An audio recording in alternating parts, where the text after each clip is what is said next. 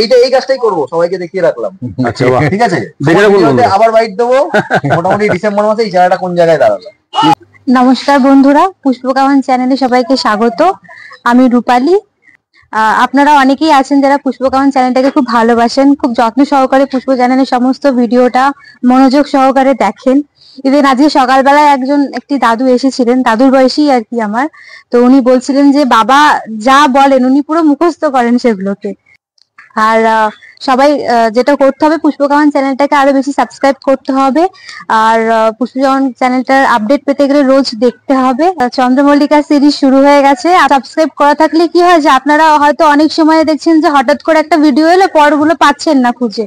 তো সাবস্ক্রাইব করে রাখলে নতুন ভিডিওগুলো তো আপডেট পাবেন, সাথে পুরোনো ভিডিওগুলো খুঁজতে সুবিধা হবে আপনাদেরকে। তো যে আপনারা অনেকেই বলেন যে আমি এত দূর থেকে আসি, এমন অনেকেই আছেন যারা বহু বহু দূর থেকেই আসেন।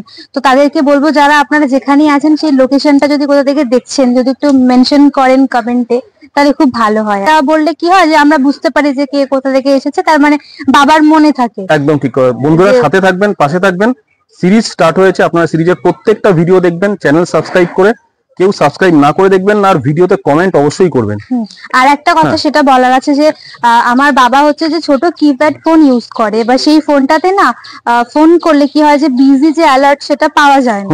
তো বাবা বুঝতেও পারে না, বাবা হয়তো কারোর সঙ্গে কথা বলছে, এবার কথা বলতে বলতে এমনও কনভারসেশন লং হয়ে যায় না, অনেকে হয়তো ওয়েটিং লিস্টে থেকে যায়, তো বাবা সেটা বুঝতে পারে না। তো আপনারা একটুখানি মানে ধৈর্য নিয়ে, আপনারা তো ফোন করেন আমি জানি, কিন্তু আর একটু ধৈর্য নিয়ে ফোন করবেন।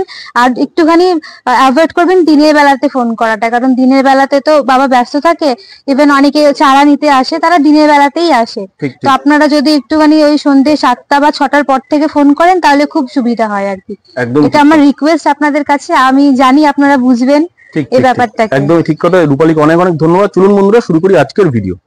আপনারা প্রচুর মানুষ হোয়াটসঅ্যাপ করছেন এবং কমেন্টে জিজ্ঞেস করছেন যে জামালদার চারা সঠিকভাবে কিভাবে পাবো এবং চারার দাম। তো বন্ধুরা চলুন সোজা চলে যাবো জামালদাকে। জামালদাই আমাদের বলে দেবে যে এখন চারা বিক্রি স্টার্ট হয়েছে এবং কত দাম, কি বৃত্তান্ত, সব জামালদার মুখ থেকে শুনে নেবো। জামালদা, পুষ্পকামান অনেক অনেক সুস্বাগত।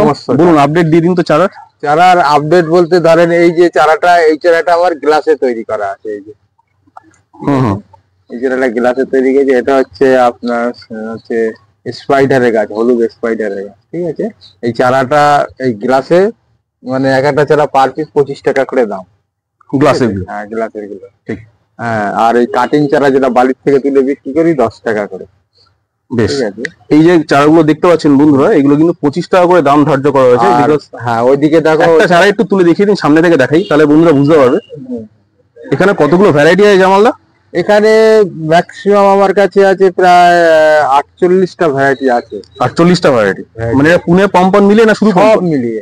সব মিলিয়ে, পুনে পম্পন মিলিয়ে 48 ভ্যারাইটিস। ঠিক এরকম টাইপের চারা কিন্তু 25 টাকা করে দাম ধার্য করা হয়েছে। স্ক্রিনে জামালদার নাম্বার দেওয়া আছে, আপনারা কিন্তু জেনে নেবেন ভালো করে।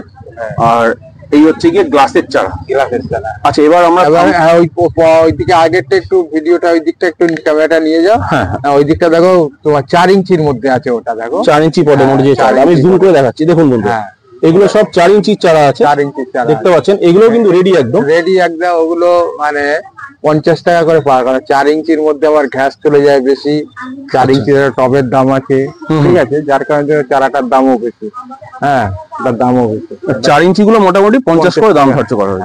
আর আপনার যে পিছনে কাটিং গুলো দেখাচ্ছে সেগুলো, এই যে কাটিং গুলো তুমি দেখাও, এইগুলো হ্যাঁ, এইগুলো হচ্ছে 10 টাকা করে পার পিস। দেখুন বন্ধুরা, এই কাটিং গুলো কিন্তু বসানো হয়েছে, দেখতেই পাচ্ছেন আপনারা, 40 টবে কাটিং ধরা হয়েছে। এগুলো সব পুনে পম্পন ভ্যারাইটি চন্দ্রমল্লিকা যে কাটিং গুলো সব দেখতেই পাচ্ছেন, এগুলো কিন্তু মাত্র 10 টাকা করে দাম ধার্য করা হয়েছে। জামালদা, এই কাটিং গুলো যদি লুজ নেয় তাহলেও 10 টাকা, যদি থাম্পটা নেয় তাহলে নিলেও 10 টাকা, থাম্পটাও 10 টাকা। থাম্পটা 10। যদি কেউ ধরুন এখান থেকে একটু দূরে নিয়ে যাবে, তখন আপনি থাম্পট করে দেবেন। দূরে নিয়ে গেলে, কাছে নিয়ে গেলে থাম্পট করে দেয়, হাতে যদি গিয়ে লাগাতে না পারে, ঠিক আছে, চারাগুলো নষ্ট হয়ে যাবে। ঠিক, একদম ঠিক কথা, আমি থাম্পটে। আর যারা এখান থেকে খোলা চারা নিচ্ছে, ধরুন বেয়ার রুটে নিয়ে যাচ্ছে, আপনি বালি থেকে তুলে দিলেন, হ্যাঁ, সেই চারাটা কতক্ষণ পর মানুষ মানে 12 ঘন্টার মধ্যে বসাতেই হবে। কত ঘন্টা? 12 ঘন্টার মধ্যে। 12 ঘন্টার মধ্যে মানে ফার্স্ট পটিং 4 ইঞ্চিতে ধরবে। হ্যাঁ, সেটা 12 ঘন্টার মধ্যে ধরতেই হবে। ধরো সকাল বেলা তুমি নিয়ে গেলে, ধরো 10টার সময় নিয়ে গেলে, সন্ধ্যার মধ্যে চারাটা, রাত 8টার মধ্যে চারাটা বসিয়ে দিতে হবে। রাত সব গোড়া বেঁকে যাবে। জামাল দা আরেকবার মানে চারাটা ধরো তুমি আমার কাছে 10টার সময়, সকাল 10টার সময় চারাটা নিয়ে গেলে, নিয়ে যাওয়ার পরে বাড়িতে নিয়ে তুমি রেখে দিলে, বিকালে সময় পেলে বসিয়ে দিলে। যদি নাও পাও রাত 8টার মধ্যে কিন্তু বসাতে হবে, 8টার পরে আর সময় পাবে না, বসাতে পারবে না। এবারে চারাটাকে তোমাকে জল ছিটা দিতে হবে, জল ছিটা দিয়ে ওপেন ফাঁকায় তোমাকে ফেলে রাখতে হবে। যখনই ওপেন ফাঁকায় জল ছিটা দিয়ে রেখে দেবে, তখনই প্রত্যেকটা চারার গোড়া বেঁকে যাবে, গোড়াটা বেঁকে যাবে। ঠিক আছে, মরবে না চারা, মরার কোনো সময়, কিন্তু গোড়াটা বেঁকে গেলে তোমার বসাতে অসুবিধা, গাছ সোজা থাকবে, স্ট্রেট সোজা থাকবে। ঠিক আছে, ঠিক কথা। আর তুমি যদি জল যদি না দাও, রাত্রিরে যদি ঠান্ডায় যদি না দাও, তাহলে গাছগুলো তো সব তো নষ্ট হয়ে যাবে, সব নষ্ট হয়ে যাবে। তো আমরা যখন এখান থেকে চারাটা নেব বেয়ার রুটে, তাহলে আমরা গিয়ে 12 ঘন্টার মধ্যে 12 ঘন্টার মধ্যে বসিয়ে দিতে হবে। ফার্স্ট পটিং মানে 4 ইঞ্চি ধরা যায়, হ্যাঁ 4 ইঞ্চিতে ধরা যায়, প্লেন সিন্ডারে ধরে নেব। হ্যাঁ প্লেন সিন্ডার। এইবার সেটাকে তো ছায়া তপায় রাখতে হবে না? হ্যাঁ ছায়াতে রাখতে হবে। সেটা আমার এই শেড যেরকম ছাওয়ার মধ্যে আছে, একদম এরকম ছাওয়ার মধ্যে, এরকম শেডের নিচে বাড়িতে রাখবেন। কেউ ঘরের মধ্যে রাখবেন না, ঘরের মধ্যে রাখলে সব চারা পচে যাবে। ঠিক কথা। হাওয়া বাতাসটা বাতাস না লাগলে, ঠিক আছে। ঘরের মধ্যে দেখেন হয়তো আমরা মনে করছি খুব ঠান্ডা, ঘরের মধ্যে কিন্তু গরম। ঠিক আছে, এবারে সে মানে হাওয়া বাতাস পাবে না, গাছ পচে যাবে, সব পচে যাবে। জামাল দা এই ছায়া তপে কদিন গাছ রাখবে, মানে চারাটা? মোটামুটি এর মধ্যে 7 দিন রেখে দিলে গাছ ধরে নেবে। 7 দিন ধরে নেবে, তারপরে ফুল সানলাইট। হ্যাঁ, তার 7 দিন পরে তুমি লাইটে নিয়ে যাবে, হ্যাঁ অসুবিধা হবে না। 7 দিন পরে কেউ যদি ছাদের মধ্যে রাখে, সবাইকে আমি বলে দেই, আমার কাছে যেই চারা নিতে আসবো সবাইকে বলে দিচ্ছি ডাইরেক্ট ছাদে রাখবেন না। ডাইরেক্ট ছাদে রাখলে কিন্তু ছাদের যে হিটটা গাছে পেয়ে যাবে। আপনি তক্তার উপরে রেখে দেবেন, যদি তক্তাও যদি কিছুই যদি না থাকে, হ্যাঁ কোনো এই মানে চালের বস্তা কিংবা যে কোনো বস্তা, খালি বস্তা বিছিয়ে দেবেন। আমি দেখিয়ে দিই, দেখুন জামালদা কিভাবে রেখেছে চারাগুলো। তলায় দেখেন সব আমার এই একদম, আমি সামনে থেকে দেখাই বন্ধুরা, দেখুন নিচে কিন্তু বস্তা পাতা আছে, বস্তা পাতা আছে যেহেতু কিন্তু হ্যাঁ এগুলো সেফ। আর এগুলো কিন্তু একদম ডাইরেক্ট টাচে রাখবেন না, তাহলে কিন্তু এইটা ধরো আমাকে হয়তো তুমি যা দেখালে, আমাকে অনেকে প্রশ্ন করে জামালদা তোমার তো এটা তো ছাদ নাই নিচে, ঠিক আছে। এই নিচে কেন আমি দিয়েছি, ধরো এই মাটির সঙ্গে যদি এরকম ডাইরেক্ট আমি যদি এই চারাটা রাখি অয়নদা, এবার তো আমাকে তো জল দিতে হবে। এই গ্লাসটা কিন্তু মাটির সঙ্গে ধরে নিলে না, তাহলে আমাকে এই জলটা যে দেবো ফিল্টারটা হবে। জল এরকম যে আপনি ইট পেতে রেখেছেন, এই ইটটা পেতে রেখেছি, এই চারা তো গ্লাসে ধরো এই যে সাইডে সব চারা ছিল, মানে আমার বাড়ি তো একটু বিড়াল পোষা আছে না, ওরা ওঠে যাতে ফেলতে না পারে, একদম ঠিক আছে।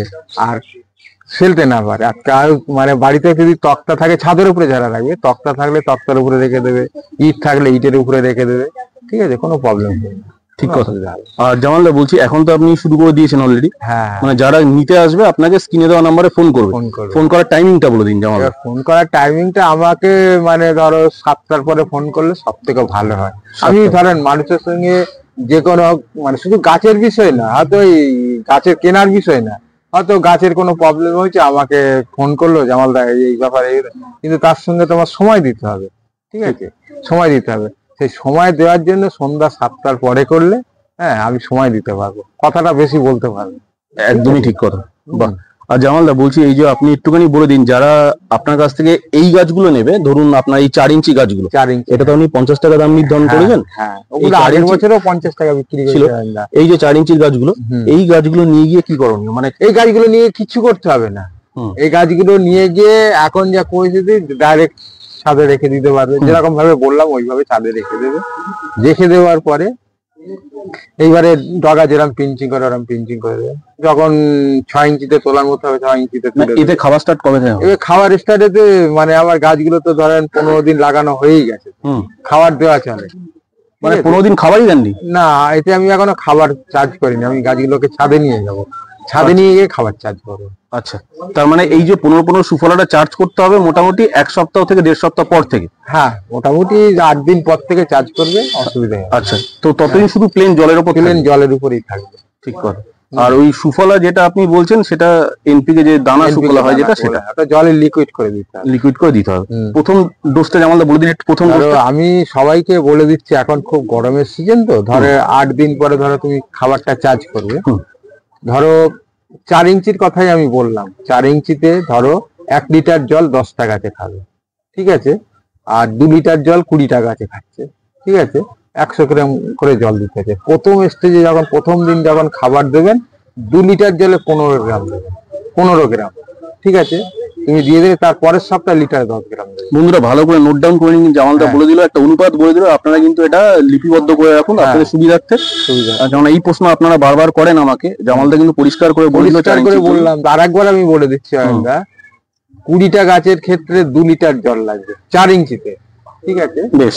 হ্যাঁ, আর 2 লিটার জলে 15 গ্রাম খাবার দেবে সুফলা, ঠিক আছে? সুফলাটা জলের মধ্যে ফেলে দেবে, ওই মিনিট খানিকের মধ্যে গুড়ে যাবে। ভালো করে নাড়িয়ে লিকুইড করে নেবেন, নিয়ে কাপে করে নেবেন। একটা ছোট কাপ নেবেন, যদি কাপও যদি না থাকে, ওই ছোট যে বাচ্চারা দেখবেন থামস আপ খায়, ওর নিচেটা কেটে নেবেন, ঠিক 100 গ্রাম মতো, একদম 100 গ্রাম মতো মাপে কেটে নিয়ে ওই ভর্তি করবেন আর গাছের গোড়ায় দেবেন। দেওয়ার পরে গাছটাকে হালকা করে স্নান দেওয়া হয়ে যাবে, হালকা করে স্নান করিয়ে দেবেন, ঠিক আছে? বাই চান্স যদি পাতায় পড়ে অসুবিধা হবে। ঠিক আছে, মানে পাতায় পড়লে দাগ হয়ে যাবে, পাতাটা পুড়ে যাওয়ার সম্ভাবনা থাকে। যেমন আর একটা যেটা বলছিলাম যে 15 গ্রাম 2 লিটার জলে দিতে, ঠিক আছে? পরের সপ্তাহ থেকে কিন্তু আপনি 1 লিটার জলে 10 গ্রাম দেবেন, ঠিক আছে? 1 লিটার জলে 10 গ্রাম, ঠিক আছে? জামালদা ধরুন যারা এটা পাচ্ছে না, সুফলা 15-15-15 যারা পাচ্ছে না, তারা কি করবে? এই যে 15-15 সুফলা অনেক জায়গায় পাওয়া যায়, অনেক জায়গায় পাওয়া যায়, যেমন যারা আছে তেলেঙ্গানা, হায়দ্রাবাদ, ওইসব জায়গায় কিন্তু এগুলোর নামই শোনেনি লোকে, ওরা অনেক কষ্টে ডিএপি জোগাড় করে। ডিএপি তে গাছ কি বলেন তো, ডিএপি তে গাছ টেনে লম্বা করে দেবে আইন্দা। হ্যাঁ, 20-20টা পায় ওরা, 20-20টা যদি পায় 20-20টা দিতে বলবে, ব্যালেন্স এনপিকে ওটা পাবে। হ্যাঁ, ওটা দেওয়া যায়, ওটা দেওয়া যায়। 20-20টা দিতে বলবে, ওতে অসুবিধা হবে না। হ্যাঁ, আর যদি পারে ওর সঙ্গে ধরো 10 গ্রাম তো লিটারে দেওয়ার দরকার, ঠিক আছে? সেখানে আর 2 গ্রাম মতো লাল পটাশ যেটা আছে, আচ্ছা, ওইটা মিক্সড করে ওর সঙ্গে 2 গ্রাম মতো দিতে পারবে। তাহলে 10 গ্রাম আর 2 গ্রাম 12 গ্রাম ঠিক দিয়ে দেবে, ঠিক আছে? দিয়ে দিলে গাছটা ঠিক থাকে। যাই হোক বন্ধুরা, জামালদা একটা গুরুত্বপূর্ণ তথ্য দিল, যেতে যেতে আরো একবার দেখিয়ে দিচ্ছি। দেখুন, এইটা 25 টাকা দাম ধার্য করা হয়েছে আমাদের প্লাস্টিক গ্লাসে, আর ওইখানে যেটা রাখা আছে জুম করে দেখিয়ে দিচ্ছি, 4 ইঞ্চি পটে যেটা জামালদা ফার্স্ট পটিং, এটাও বিক্রি করা হচ্ছে রেডি গাছ 50 টাকা করে। আর যারা একদম শুধু বেয়ার রুটে গাছ নেবেন ভাবছেন, একদম কাটিং এর গাছ, এগুলো 10 টাকা করে দাম ধার্য করা হয়েছে। সেটা আপনার বেয়ার রুটে নিতে পারেন, অথবা আপনি তো থামপাটও দিতে পারবেন, একই 10 টাকাই সেই দাম। হ্যাঁ, 10 টাকাই থামপাটে দিয়ে দেবো। আর 48টা ভ্যারাইটি আছে, 48, ঠিক আছে? স্ক্রিনে দেওয়া নম্বরে বন্ধুরা ফোন করবেন। যেমন ভ্যারাইটি আমার কাছে আমি 48টা রেখে দিয়েছি। ব্যাপারটা হচ্ছে এই ধরো এই 100 গাছ, 2টো করে গাছ যদি করে 100 গাছ মানে করবে, আমি যেভাবে তৈরি করতে বলবো। এবার 100 গাছ করতে গেলে অন্ধা যদি ছাদে করে, তাহলে প্রচুর জায়গা দিতে পারবে না, ঠিক আছে?